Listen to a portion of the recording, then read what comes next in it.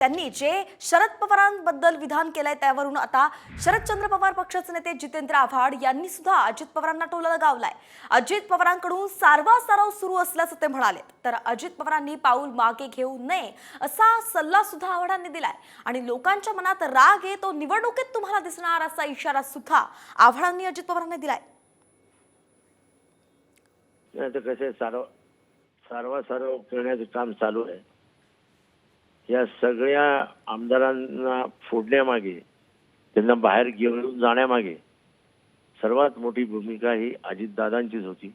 आता त्यांनी घेतली तर ते घेतलं, उचललंय ते पाऊल तर त्यांनी मागे फिरू नये आणि निष्कारण एवढ्या आमदारात जोड नाही की ते अजित पवारांना शरद पवारांविरुद्ध बोलायला लावतील किंवा जायला लावतील। लोकांच्या मनात तर राग असेल मला माहित नाही, पण जे काही त्यांनी केलं पवार साहेबांबरोबर वयाच्या 85व्या वर्षी ते काही योग्य केलं नाही असं आजही मला वाटतं आणि उद्याही मला वाटत राहील आणि अशीच भावना महाराष्ट्राच्या जनमानसात